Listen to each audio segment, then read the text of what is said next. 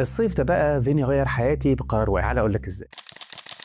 زي ما قلت لكم الحلقه اللي فاتت، كنت مبسوط جدا لاني كنت بشتغل قدام البحر، كنتش بشيل حاجات تقيله، كنت بشتغل على لعبه اسمها الووتر جان. اللعبه بتاعت الووتر جان دي كانت مسليه جدا، وكنت لابس ميكروفون، وكنت بحب جدا ان انا بنده على الناس وبتفاعل معاهم. ساعات كتير بصراحه كنت بتريق عليه. الصيف ده بقى فيني عرض عليا حاجه غيرت حياتي تماما وعلمتني حاجات كتير هقول لكم عليها. عرض عليا نسبه من الارباح، قال لي ايه رايك لو اشغلك ب 15% من الفلوس اللي هتدخلي من اللعبه، لو اشتغلت بنسبه ليها مميزات وعيوب. يعني انت مثلا لو بتاخد بالساعه ممكن جدا تقف في الستاند والناس تعدي من قدامك من غير ما تنده عليهم ولا يلعبوا، وانت كده كده ضامن الساعه بتاعتك. انما لو اشتغلت كويس واجتهدت ونتحت على الناس ممكن تعمل فلوس اكتر بكتير. بس للاسف لو الدنيا شتت او ما كانش فيه ناس مثلا ممكن جدا تروح بولا مليم. كان راجل عقليته بيزنس مان جباره، وعرف ازاي ان هو يحفز الناس اللي بتشتغل معاه بموضوع النسبه ده. فيني بقى تقريبا الاب الروحي بتاعي في امريكا، للعلاقه ما بيننا بقت قويه جدا لما وثق فيا ولقاني امين، وكمان بقيت شاطر قوي في الشغل، بعمل له فلوس حلوه. عيب الشغلانه دي الوحيد ان هي زي ما قلت لكم كانت موسميه، يعني كانت في الصيف بس. الشتاء بقى كله كان لازم تدور على شغلانه والا مش هلاقي اكل. لو عايز بقى تعرف ايه اللي يخليني اسيب الاب الروحي بتاعي الفلوس الحلوه اللي كنت بعملها معاه دي واروح ولايه تانيه، تعال الحلقه الجايه وانا اقول لك. استناني.